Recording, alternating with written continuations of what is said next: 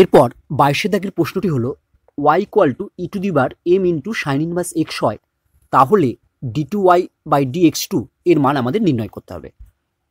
কোন বিন্দুতে? না x ইকুয়াল টু 0 বিন্দুতে।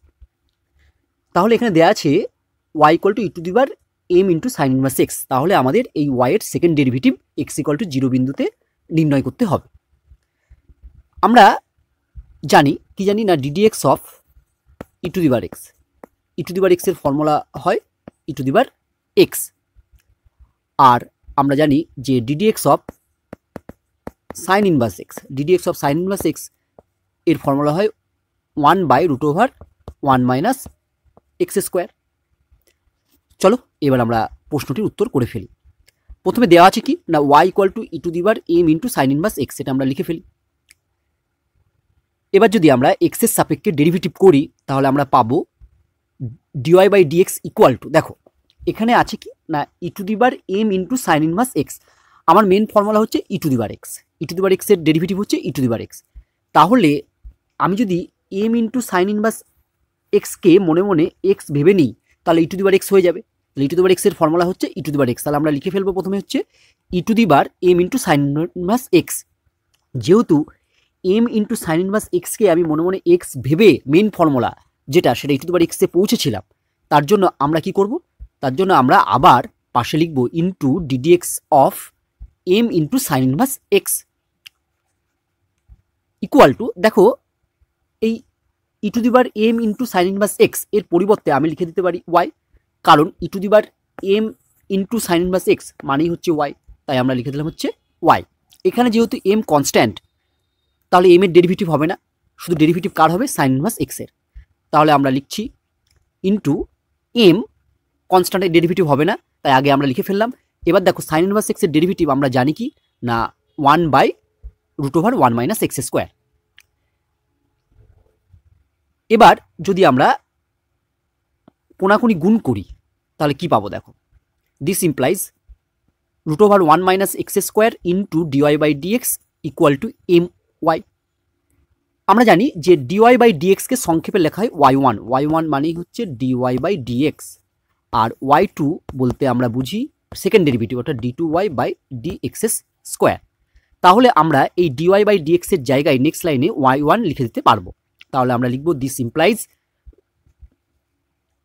√1 minus x square into dy by dx এর জায়গায় কি লিখবো? y1 equal to m Y.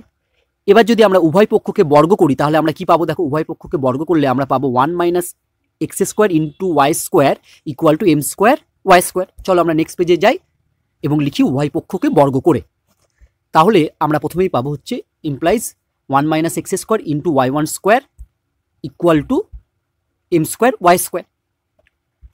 অতএব আমরা যদি এই সমীকরণটির উভয় পক্ষকে আবার ডেরিভেটিভ করি তাহলে কি হবে দেখি। কারণ যেহেতু আমাকে সেকেন্ড অর্ডার ডেরিভেটিভ নির্ণয় করতে বলেছে তাই ফার্স্ট অর্ডার ডেরিভেটিভকে আবার ডেরিভেটিভ করতে হবে। দেখো বাঁ দিকে ইউ ইন্টু ভি অর্থাৎ 1 মাইনাস এক্স স্কোয়ারকে ইউ আর y1 স্কোয়ারকে ভি ধরে আমরা ইউ ইন্টু ভি এর ফর্মুলা প্রয়োগ করব। তাহলে প্রথমে ইউ কনস্ট্যান্ট মানে 1 minus x square constant into y1 তার স্কোয়ারের ডেরিভেটিভ। দেখো y1 স্কোয়ারের ডেরিভেটিভ কী হবে? আমরা তো এক্স স্কোয়ারের ডেরিভেটিভ জানি কি, এক্স স্কোয়ার ডেরিভেটিভ হচ্ছে 2x মানে x two the bar N এর ফর্মুলা এটা। তাহলে দেখো এখানে যেহেতু y1 স্কোয়ার আছে আমরা যদি y1টাকে মনে মনে x ভেবে নিই তাহলে এক্স স্কোয়ার হয়ে গেল, এক্স স্কোয়ারের ফর্মুলা 2x, তাহলে এখানে আমরা লিখবো 2y1। যেহেতু y1কে আমি x ভেবে মেইন ফর্মুলায় পৌঁছালাম তার জন্য y1 এর আবার ডেরিভেটিভ, ফার্স্ট অর্ডার ডেরিভেটিভকে আবার ডেরিভেটিভ করলে হয় সেকেন্ড অর্ডার ডেরিভেটিভ অর্থাৎ আমরা লিখবো ইন্টু y2। তাহলে আমরা লিখছি অতএব 1 minus x square into 2y1 into y2। এরপরে প্লাস ভি কে ধরেছিলাম না y1 স্কোয়ারকে, তাহলে ভি কনস্ট্যান্ট হলে y1 square constant into minus 2x। কেন? কারণ ইন্টু হচ্ছে 1 মাইনাস এক্স স্কোয়ারের ডেরিভেটিভ হবে, 1 মাইনাস এক্স স্কোয়ার ডেরিভেটিভ হচ্ছে মাইনাস 2x, কারণ 1 এর 0 মাইনাস এক্স স্কোয়ারের হচ্ছে 2x ইকুয়াল টু, এবার দেখো এখানে যেহেতু এম স্কোয়ার কনস্ট্যান্ট তাই এম স্কোয়ারের ডেরিভেটিভ হবে না, যেমন আছে সেরকম থেকে যাবে এম স্কোয়ার ইন্টু ওয়াই স্কোয়ারের ডেরিভেটিভ কী লিখবো? ওয়াই স্কোয়ারের ডেরিভেটিভ একইভাবে আমরা লিখবো হচ্ছে 2y ইন্টু আবার ওয়াইয়ের ডেরিভেটিভ হচ্ছে y1। এবার দেখো আমরা প্রত্যেকটি টার্ম থেকে 2y1 এটা বাদ দিয়ে দিতে পারি। তাহলে নেক্সট লাইনে আমাদের কি পড়ে থাকবে দেখো, তাহলে আমাদের নেক্সট লাইনে পড়ে থাকবে this implies 1 minus x square into y2 minus x y1 equal to m square y. যেহেতু আমাদের এক্স ইকুয়াল টু 0 বিন্দুতে সেকেন্ড অর্ডার ডেরিভেটিভের মান নির্ণয় করতে বলেছে, তার জন্য আমরা এই সমীকরণের উভয় পক্ষে এক্স ইকুয়াল টু 0 বসিয়ে দেবো। তাহলে আমরা কি পাবো দেখো, আমরা যদি এখানে এক্স ইকুয়াল টু 0 বসাই তাহলে আমরা পাবো হচ্ছে 1।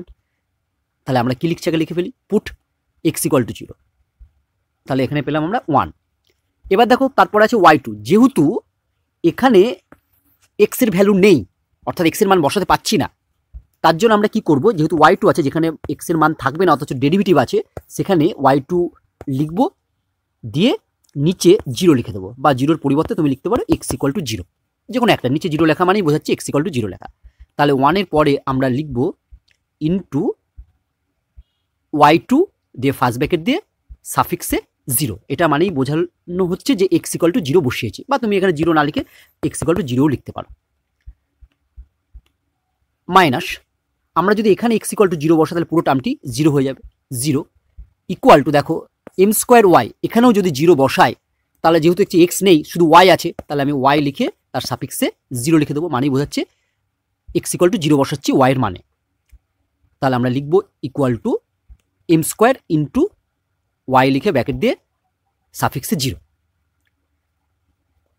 এবার দেখো এখান থেকে আমরা কি লিখছি না, দিস ইমপ্লাইজ, এখানে তো থাকলো আমার y2 ব্র্যাকেট দিয়ে 0, এটা মাইনাস 0 মানে কিছুই না, ইকুয়াল টু এম স্কোয়ার। এইবার আমরা এই y0 এর ভ্যালুটি আমরা নির্ণয় করব। দেখো আমরা কি পেয়েছিলাম বা কি দেয়া ছিল, আমাদের দেয়া ছিল দেখো y equal to e to the power m into sine inverse x. তাহলে এখান থেকে যদি আমি y0 নির্ণয় করি তাহলে কি হবে, অর্থাৎ এখানে আমি উভয় পক্ষে x ইকুয়াল টু 0 বসিয়ে দেবো, তাহলে y ইকুয়াল টু 0 পাবো। তার মানে আমরা যদি উভয় পক্ষে x এর মান 0 বসাই তাহলে বাঁ দিকে লিখবো y ব্র্যাকেট দিয়ে সাফিক্সে 0 ইকুয়াল টু, দেখো এখানে যদি আমি x এর মান 0 বসাই তাহলে আমরা কি পাবো, তাহলে আমরা পাবো e to the power m into sine inverse 0। Sine inverse 0 মানে কত, সাইন ইনভার্স 0 মানে হচ্ছে 0, অর্থাৎ e to the power m into 0। তাহলে ইকুয়াল টু আমরা পেয়ে যাচ্ছি ই to the bar 0, E to the বার 0 এর ভ্যালু কত 1, তাহলে y0 এর মান পেয়ে গেলাম 1, তাই আমরা লিখলাম ইন্টু 1, এম স্কোয়ার ইন্টু 1 মানেই হচ্ছে এম স্কোয়ার। তাহলে আমাদের সঠিক উত্তর হলো এম স্কোয়ার। চলো দেখি কোন অপশনটি হবে, তাহলে এখানে সঠিক উত্তর হচ্ছে সি, এম স্কোয়ার।